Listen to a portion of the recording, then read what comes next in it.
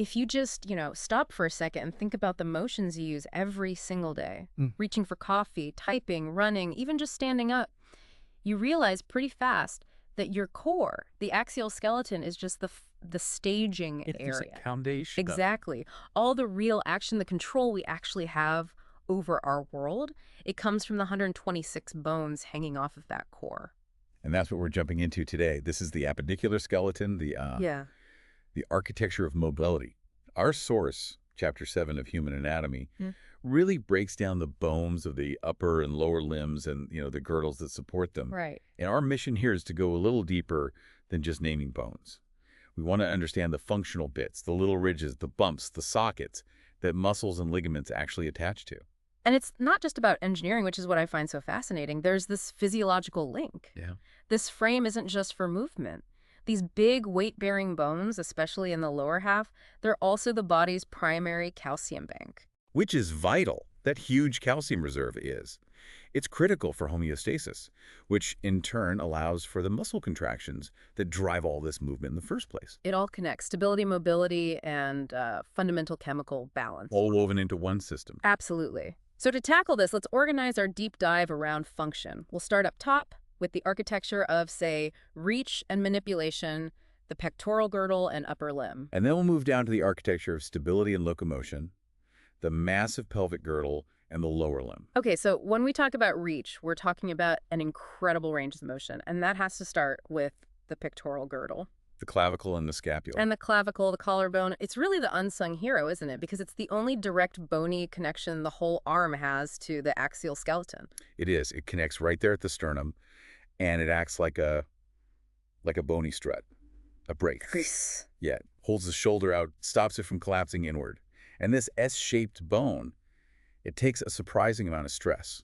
I've heard it's one of the most commonly fractured bones. It is. A simple fall onto an outstretched hand, and that medial part, the surgical neck of the clavicle, it just snaps. So, if the clavicle is the only bony strut, what about the scapula, the shoulder blade? It's just sort of floating on our back, held by muscle. Why that trade-off? That is the whole story of the upper limb. It's all about mobility over stability. Right. The broad scapula just glides across the rib cage, and that's what gives you maximum motion. But we really need to focus on its lateral angle. Because that's where the joint is. That's where you find the glenoid cavity. It's this very shallow cup-shaped socket. And the head of the humerus, the arm bone, sits right in there. Right, forming the glenohumeral joint.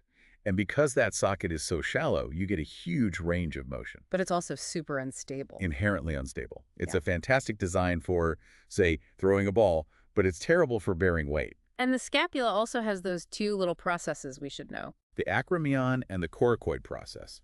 The acromion is the larger posterior one. That's what connects to the clavicle. And the coracoid process is that smaller one in the front, the one that looks like a crow's beak. Exactly. Yeah. And that's a key attachment point for muscles that stabilize everything, like the biceps. Okay, let's move down into the arm itself, to the humerus. So proximally at the top, you have that smooth head fitting into that shallow glenoid cavity. Right. And just below it, you get these big muscle attachment sites, the greater tubercle and the lesser tubercle. Mostly for the rotator cuff, yeah. And this is where that clinical nugget comes in. The difference between the anatomical neck right below the head. And the surgical neck. The surgical neck, which is a bit lower down, it corresponds to the growth plate of the bone, and it's where fractures are incredibly common. Hence the name surgical. Exactly. Requires surgical intervention. Now, moving down to the elbow, the distal end, you get this complex joint surface. The articular condyle? And the key here is the shape, because that dictates what it can do. Medially on the inside, you have the trochlea.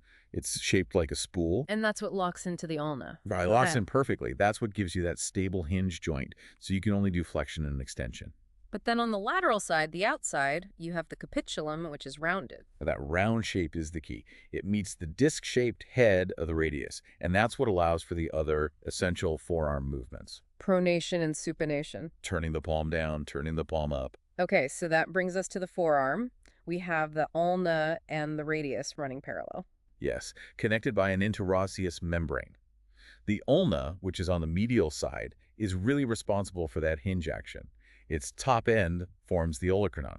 The point of your elbow. The point of your elbow, yeah. Yeah. And it slots right into a fossa on the humerus when you straighten your arm. But it's the radius that's the real star when we get down to the wrist. The source material is very clear about this. It is. Only the distal end of the radius actually participates in the wrist joint.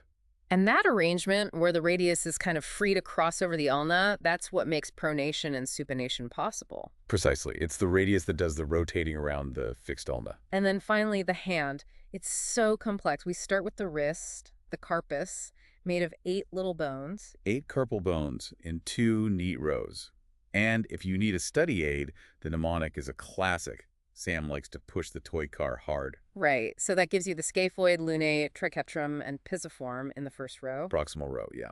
Here. And the distal row is the trapezium, trapezoid, capitate, which is the biggest one, and the hamate. And then below those, you've got the 5 metacarpals in the palm. Leading to the 14 phalanges. 2 for the thumb, the pollex. And 3 for each of the other fingers. Now, hold on. We need to add a really critical clinical note here about the scaphoid. Okay.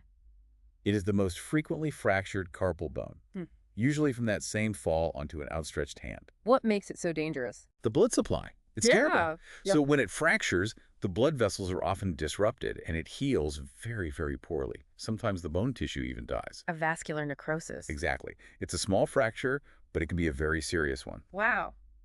That's actually a perfect transition point, moving from this fragile, mobile upper limb to the robust, load-bearing architecture of the lower body. When we get to the pelvic girdle, the word you have to use is massive.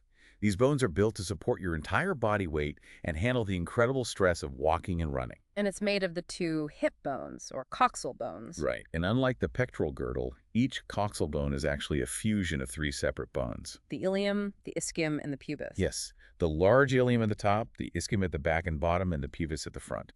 And they fuse together completely by about age 25. Creating this incredibly stable, unified structure. And stability is everything here. The main feature on the side is the acetabulum. That deep socket for the leg bone.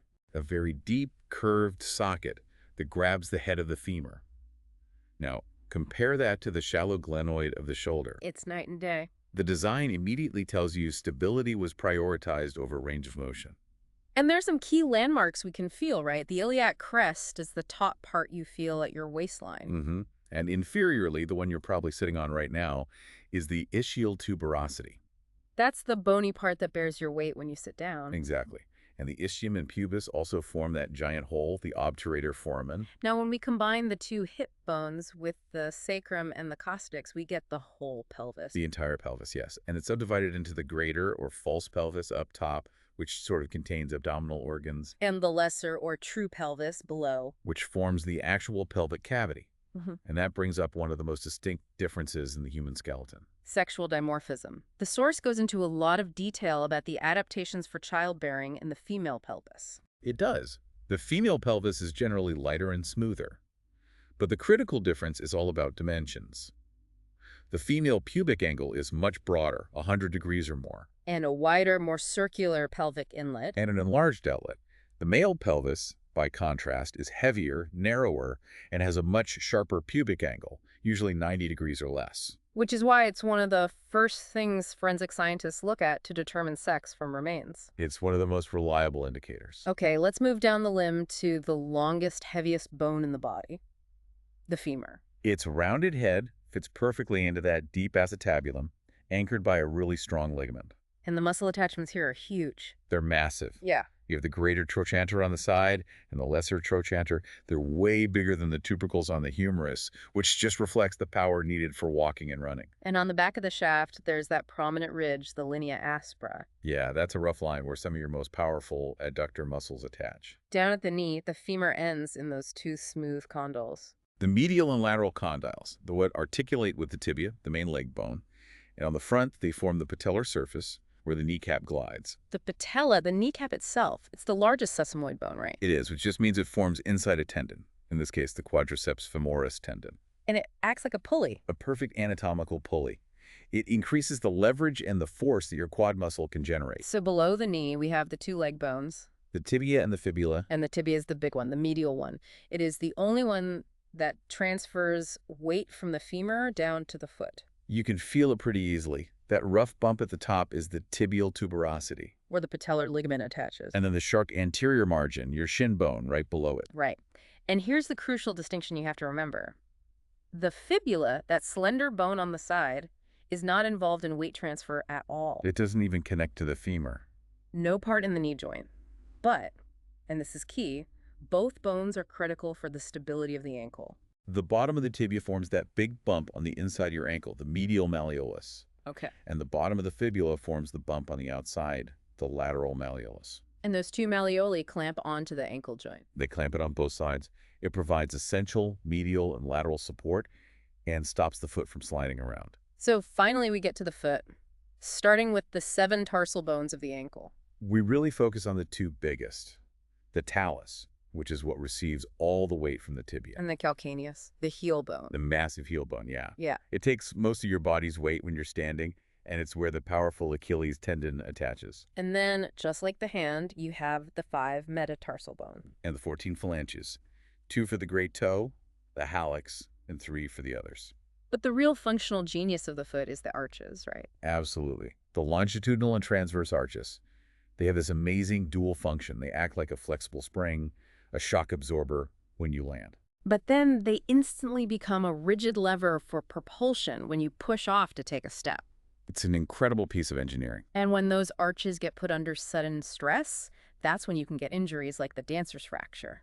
Right, a break at the base of the 5th metatarsal from a sudden, intense shift of weight to the outside of the foot. So stepping back for a moment, it's pretty amazing how much information a forensic scientist or a clinician can get just from looking at these bones. You can tell so much. You can determine sex. You can estimate muscle development by how rough the attachment sites are, see medical history like healed fractures, and of course estimate age. And age determination isn't just one thing. It's about looking at the fusion of growth plates. Right, the epiphyseal cartilages. Yeah. But skeletal changes are constant. They start at 3 months old when your vertebral curves appear, and they continue your whole life, like the slow reduction in bone mass that starts for most people in their 30s or 40s. And given those structural differences we talked about, especially in the pelvis, it's not surprising that we see different injury patterns, particularly in women in sports. That's right. It's often linked to the wider pelvic structure and relatively shorter lower limbs. Which can lead to what some call miserable malalignment syndrome. It's a chain reaction.